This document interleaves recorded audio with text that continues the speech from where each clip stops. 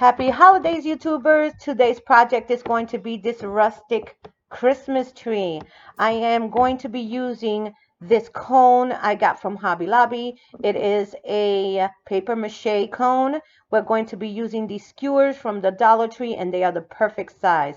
The cone is 12 inches and the skewers are exactly 12 inches from top to bottom. You're going to be using tacky glue from E6000. You're only going to be putting it on the top part of the tree, and the reason we're doing this is because we need a nice tack, a nice stick, in order for the skewers to stay on of the tube. We're going to add Elmer's glue, clear Elmer's glue, to the bottom half because we want it to dry all the way around. We're not just going to use the tip to dry. Before, you're going to let the E6000 glue sit for a few minutes. I waited 15 minutes. Then I poured out some Elmer's glue and used a brush to brush it onto the cone. You're going to use a generous amount so that your stick can actually stay on. Even if it's not dry, it'll hold. And you're going to take a piece of wire. You can't use any ribbon or rope around it because it will stick. I found that the wire, when I tied it around, came off easier and it didn't pull any of my sticks.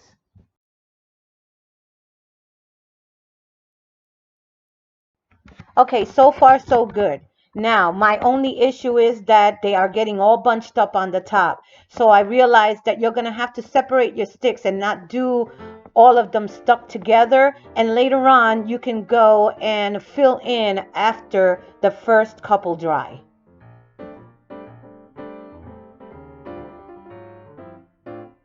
And also, once the first few were already on, I just stood the cone up and it made it easier for me to work with the project. They all went on way easier than holding it to the side.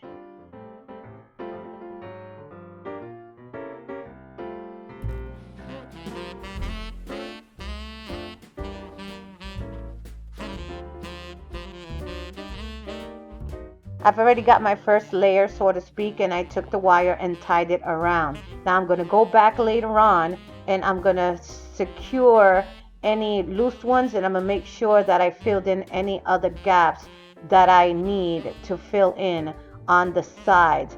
I'm going to show you the bottom. Let me tie this up really quick. And I'm going to show you what it looks like on the bottom half. There it is. See, there are some gaps that have to be filled in. So once it's completely dry, I'll go back in and fill it in. And once I did all the filling in, I went ahead and tied it again. I put a piece of wire on top and a piece of wire on the bottom.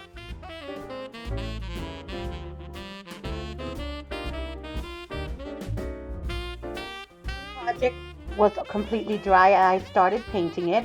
I mixed the brown and the vintage white, and I added a little water to make it sort of like a stain. After that, I took some of the vintage white, added a little water to that, and then painted around with a sponge brush just so that it can get some of the areas looking like it's whitewashed. Going to place the tree on a plaque, so I'm going to paint the plaque so that it can match the tree. I'm adding a little bit of the paint and a little bit of more of the brown just to give it a darker look, and I'm also going to give it a plank look.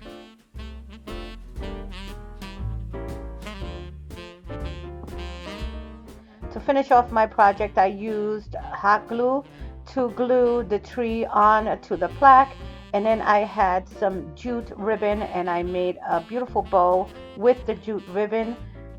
To the rustic look, I glued a pretty bell to the center of the ribbon, and on the bottom I added these Dollar Tree twigs that had pine cones and little berries on it, just to give it that rustic Christmas look.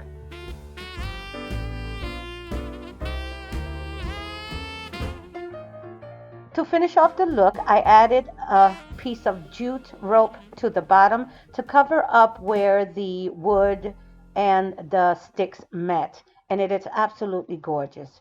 This is what it looks like after it's all dry.